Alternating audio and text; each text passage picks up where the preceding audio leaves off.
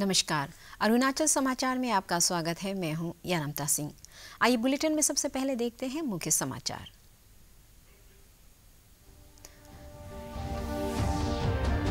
Bharatiya Janata party ने लोकसभा चुनाव के लिए 184 उम्मीदवारों की पहली सूची जारी की। प्रधानमंत्री नरेंद्र मोदी वाराणसी, केंद्रीय मंत्री किरण रिजिजू अरुणाचल वेस्ट और प्रदेश भाजपा अध्यक्ष तापिर गाव अरुणाचल ईस्ट से पार्टी की उम्मीदवार।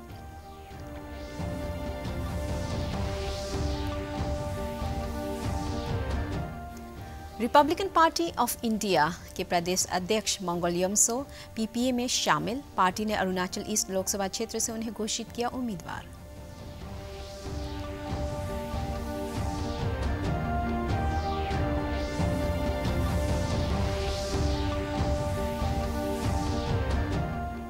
अबुधाबी में विशेष ओलंपिक विषय खेलों में भारत ने 85 स्वर्ण सहित जीते 368 पदक। प्रधानमंत्री ने दी पदक विजेताओं को बधाई।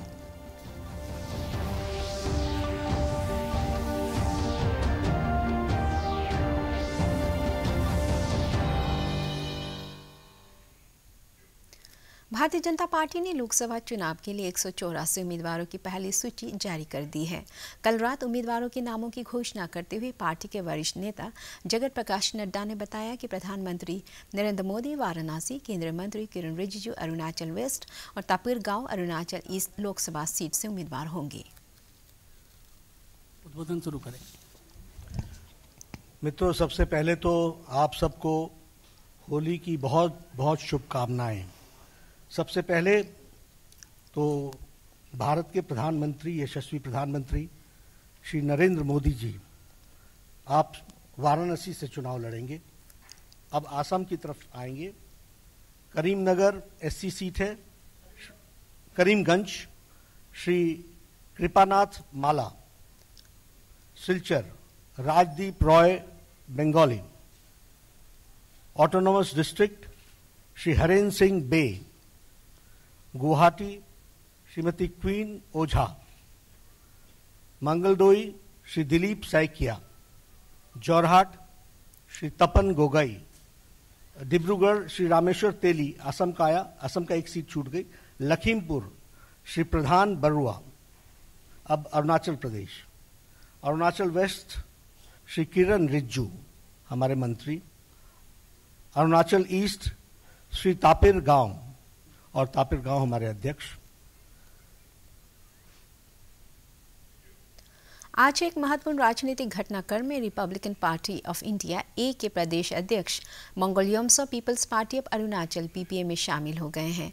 ईटानगर में पीपीए अध्यक्ष कामेंग रिंगू ने संवाददाता सम्मेलन में मंगल यमसो के पार्टी में शामिल होने और अरुणाचल ईस्ट लोकसभा क्षेत्र से उन्हें उम्मीदवार घोषित किया। इस अवसर पर श्री यमसो ने कहा कि जनजातीय और क्षेत्रीय हितों की रक्षा उनकी प्राथमिकता होगी। has decided to join into the People's Party of Arunachal Pradesh, and party has already decided to nominate him as one of the candidates from East Parliamentary constituency. Tribal interest के लिए, ट्राइबल डेवलपमेंट के लिए, tourism के लिए और अरुणाचल के जो हमारे बाउंड्री इशू है, इंटर स्टेट बाउंड्री इशू वगैरह, सो अरुणाचल के कल्याण के लिए, समाज कल्याण के लिए, हमारे ट्राइबल लोगों के इंटरेस्ट के लिए, हमारे युवाओं के, युवा पीढ़ी के लिए जो के पक्ष में जो भी बनना है as a lawmaker, as a legislator, as a parliamentarian, Arunachal के हित। प्रदेश में चुनावों के लिए नामांकन जोर पकड़ रहा है। राज्य निर्वाचन आयोग के अनुसार अभी तक विधानसभा के लिए 39 और लोकसभा के 3 उम्मीदवारों ने नामांकन भरा है। पूर्व मुख्यमंत्री गेगोंग अपांग ने तुतिंग यिंगकियोंग विधानसभा क्षेत्र से पर्चा दाखिल किया है। वहीं लोकसभा के लिए केंद्रीय मंत्री किरण रिजिजू और तापिर गाव ने भाजपा उम्मीदवार के रूप में नामांकन भरा।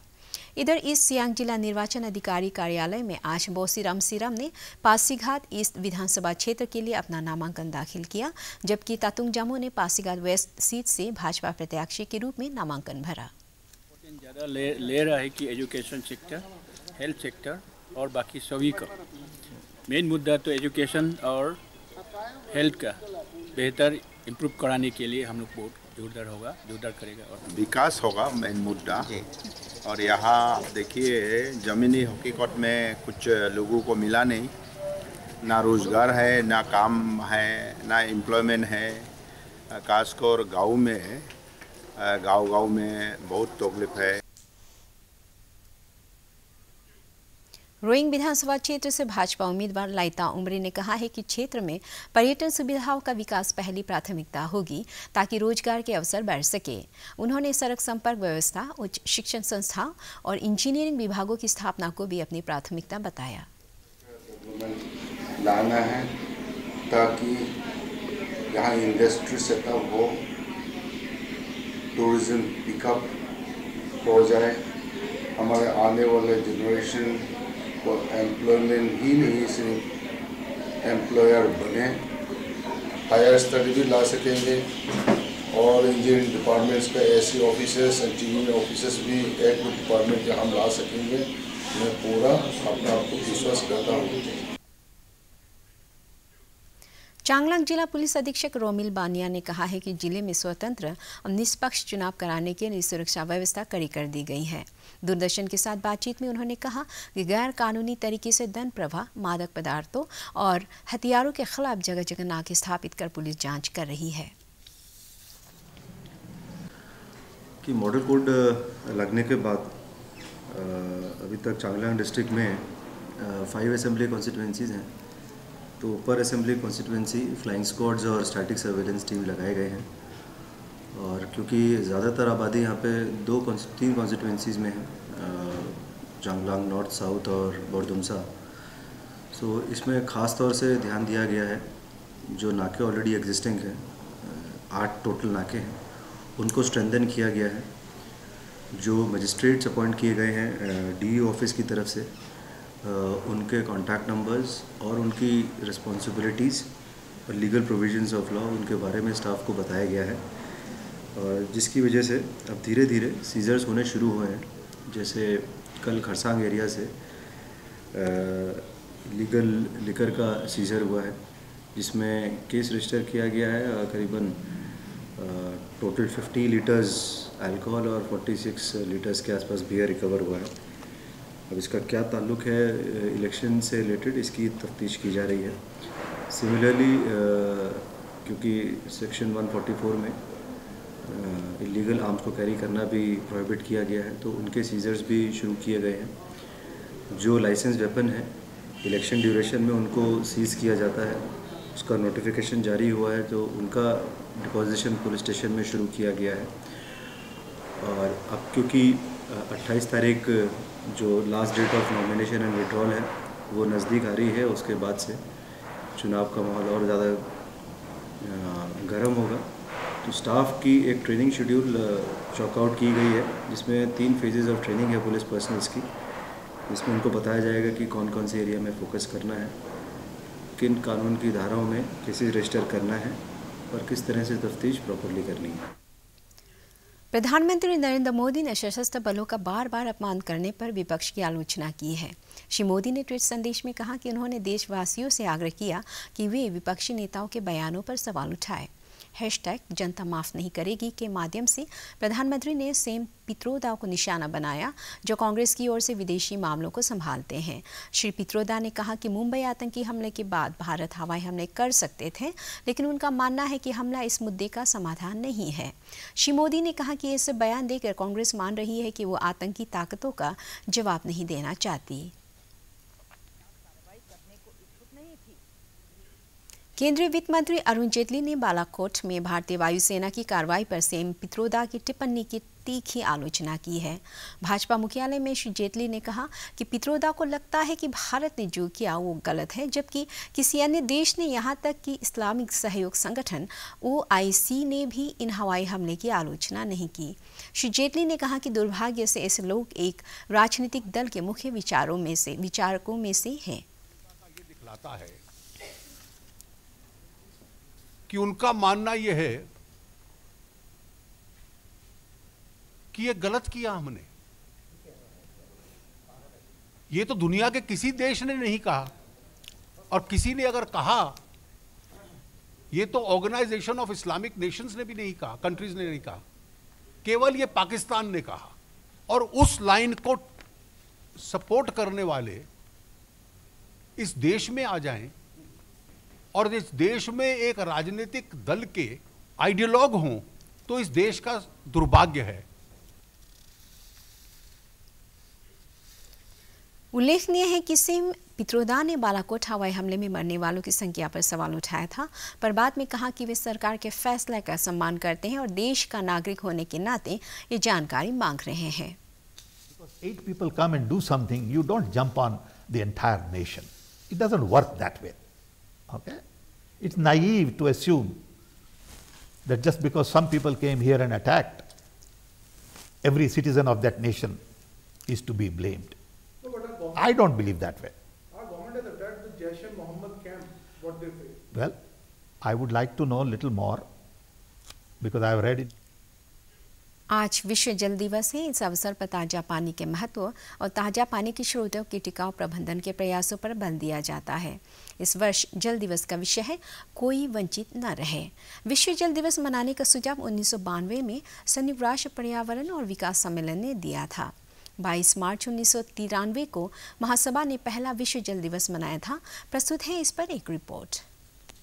ग्लोबल वार्मिंग के साथ ही ग्लेशियर पतले हो गए हैं, कुछ ग्लेशियर गायब भी हो गए हैं। हालांकि गत वर्षों के बाद इस वर्ष लेह लद्दाख में अच्छी बर्फबारी हुई है। इस बात को ध्यान में रखते हुए इस Himalayan institute of alternatives Ladakh ने बर्फ स्तूपों के निर्माण में प्रतिस्पर्धा करने के लिए गांव को प्रोत्साहित किया है। इस आह्वान को लेह के युवाओं ने सकारात्मक रूप से लिया है और इस प्रतियोगिता में 12 से अधिक गांवों ने हिस्सा लिया है। ध्यान केंद्रित करने और स्वच्छ पानी के संसाधनों के स्थायी प्रबंधन की व्यवस्था करने के लिए हर साल आयोजित किया जाता है। विश्व जल दिवस पर जल संरक्षण के प्रति लोगों को जागरूक बनाने का एक जरिया है। हर साल संयुक्त राष्ट्र जल और स्वच्छता पर संयुक्त राष्ट्र के कार्यों का समन्वय करती है। राज्य में पहला क्रिकेट टेस्ट मैच निर्जुली में खेला जा रहा है।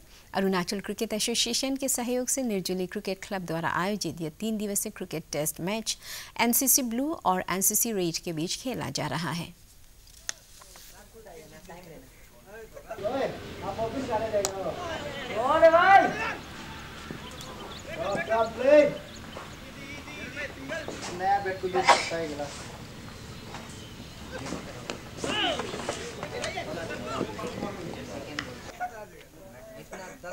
तो हम लोग यूजुअली ये प्रमोट कर रहे हैं कि प्लेयर्स को कि हम लोग का क्रिकेट बहुत आगे आ चुका है और रणजी के लिए भी क्वालिफाई हो चुका है। तो ये इंटरेस्ट लेके हम लोग जो यंग जनरेशन का हम लोग प्रमोट कर रहे हैं। भारत ने अबू धाबी में विशेष ओलंपिक खेलों में 85 स्वर्ण, 154 रजत और 129 कांस्य पदक सहित कुल 368 पदक जीते हैं। 8 दिन तक चले विशेष ओलंपिक खेलों का कल शाम भव्य समारोह के साथ समापन हुआ। अगले विशेष ओलंपिक खेल 2021 में स्वीडन में और उसके बाद 2023 में बर्लिन में होंगे। प्रधानमंत्री नरेंद्र मोदी ने अबू धाबी में विशेष ओलंपिक विश्व खेलों में 85 स्वर्ण सहित 368 पदक जीतने पर भारतीय पदक विजेताओं को बधाई दी है। श्री मोदी ने एक ट्वीट में कहा कि यह भारत के लिए गौरव का दिन है। प्रधानमंत्री ने कहा कि भारतीय खिलाड़ियों की लगन और उपलब्धियों से लाखों लोगों को प्रेरणा मिलेगी। श्री मोदी ने कहा कि विशेष ओलंपिक खेलों में भाग लेने वाले प्रत्येक एथलीट की सफलता से अनगिनत खिलाड़ी खेलों के क्षेत्र में आगे बढ़ने और उत्कृष्टता हासिल करने के लिए प्रेरित होंगे। उन्होंने पदक विजेताओं के परिवारों और कोच को भी उनके अमूल्य योगदान के लिए बधाई दी।